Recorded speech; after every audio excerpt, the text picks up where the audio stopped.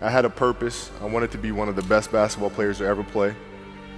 And anything else that was outside of that lane, I didn't have time for.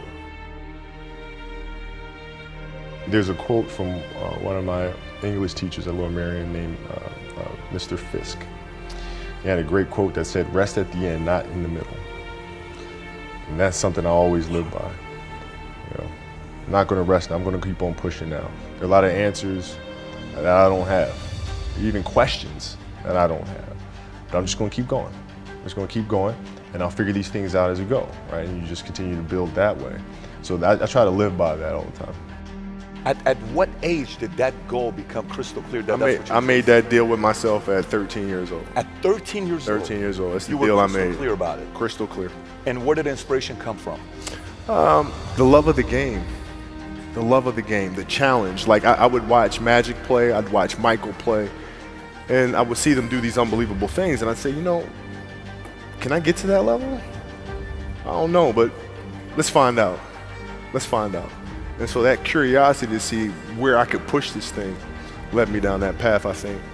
I had a summer where I played basketball when I was like 10 or 11 years old, and here I come playing, and I don't score 1 point the entire summer.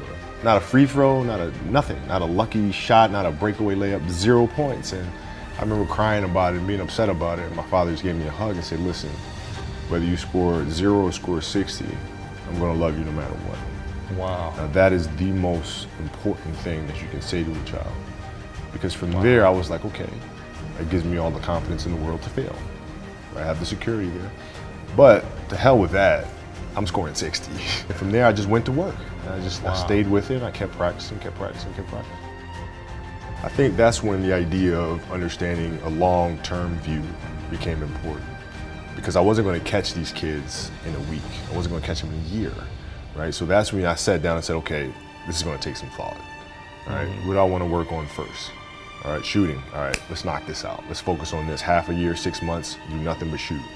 All right, after that, all right, creating your own shot, and you focus. So I started creating a menu of things. When I came back the next summer, I was a little bit better. I scored. Yeah, it wasn't much, right, but I scored. And this is 12, 13. 12, 13. And then 14 came around, back half of 13, 14 years old, and then I was just killing everyone.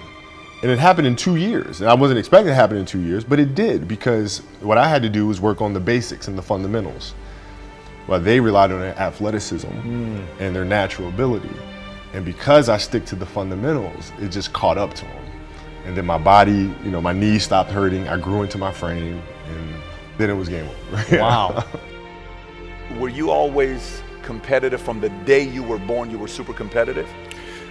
Competitive with things that I participate in. So I'll put it to you this way. So basketball for me was the most important thing. So everything I saw, whether it was TV shows, whether it was books I read, people I talked to, everything was done to try to learn how to become a better basketball player. Everything. And so when you have that point of view, then literally the world becomes your library to help you to become better at your craft. So at 13 years old, I had a I had a kill list. And so, they used to do these rankings. It was Street and Smith basketball rankings. And I was nowhere to be found because I was like 6'4", scrawny, like 160 pounds soaking wet. So I was like 57 on the list. And so I would look at 56, 55, all the way up to number 1, who these players are, what club teams they played for. So when we go on an AAU travel circuit, I got to hunt them down, right? And so that became my mission in high school, is to check off every other person, all those 56 other names, hunt them down and knock them down. So when we played at 13, I would size you up and see what your strengths and weaknesses are. How do you approach the game? Are you silly about it? Are you goofy about it? Are you good at it just because you're bigger and stronger than everybody else, right? Or is there actually thought and skill that you put into it, right? And when I'd play to my weaknesses. I always work on the things during those games that I was weak at. Left hand, pull-up jump shot, post game, right? So I have a strategy. What was really your work ethic like, and for how long did you stay disciplined? Well, I mean, I mean, every day. I mean, since, for 20 years. I mean, it was an everyday process and trying to figure out strengths and weaknesses. For example, jumping ability. Now, my vertical was a 40, it wasn't a 46 or a 45. My hands are big, but they're not massive, right? So you got to figure out ways to strengthen them so your hands are strong enough to be able to palm a ball and do the things that you need to do. Quickness, I was quick, but not insanely quick.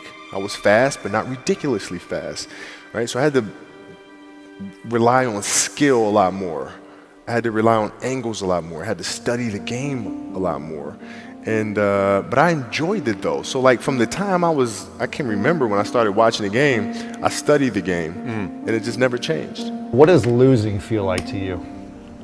It's exciting. Why is it exciting? Because it means you have different ways to get better. There's certain things that you can figure out that you can take advantage of, right? Certain weaknesses that were exposed that you need to shore up, right? So it was exciting. I mean, it sucks to lose, right. But the hardest thing is to face that stuff. That's a really, really tough challenge. How did you get mentally and emotionally so strong where it doesn't bother you? Well, you got to look at the reality of the situation. Like for me, it's not, you kind of got to get over yourself, right? And then after that, it's okay, well, why did those air balls happen? Got it. I didn't have the legs. So you look at the shot, every shot was online, but every shot was short, right? I got to get stronger.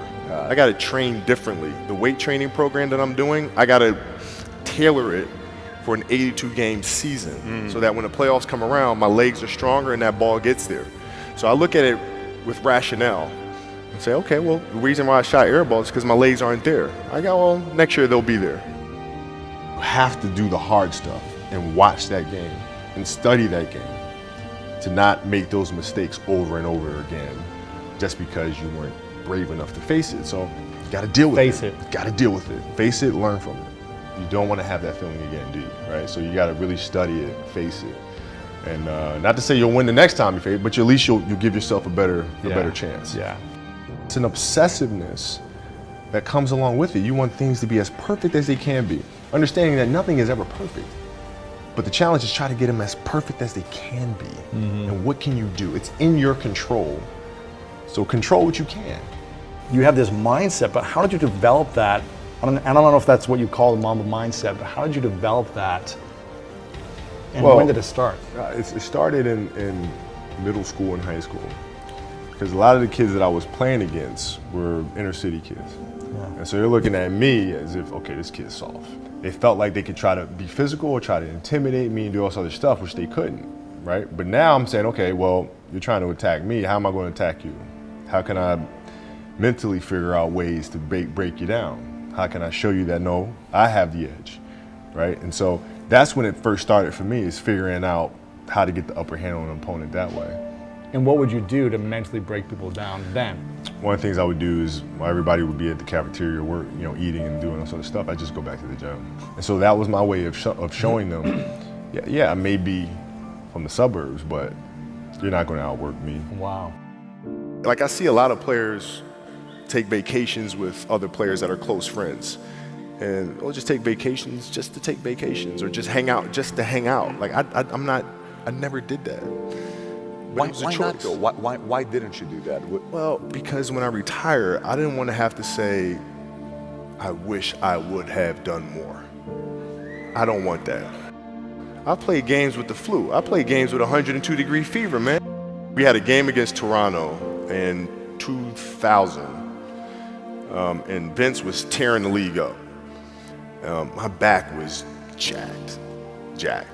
So I would be in the layup line like, okay, there's a lot of days where you can rest and recover. Today ain't one of them.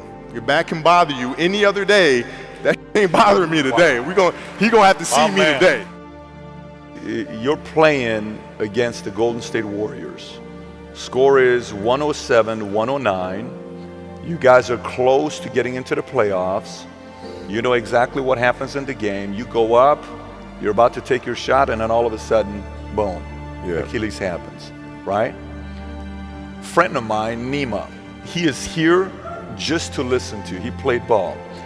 And he told me, he says, Patrick, I don't think you understand. He says, when I tore my Achilles in high school, he says, 4 friends of mine dragged me to my hospital. I was crying from there straight to the hospital. He says, I have no clue how the hell this guy did it. He went and hit the free throws, and then you walked off the stage. How the hell do you tolerate that kind of pain? You know, I use this. I tell this example, and I think this is the best way to explain it. You know, you have a hamstring injury, you pull your hamstring really, really badly, you can barely walk, right? Let alone play anything. You're at home, all of a sudden a fire breaks out in the home, right? Your kids are upstairs, you know, wife is wherever she may be, you know, going down.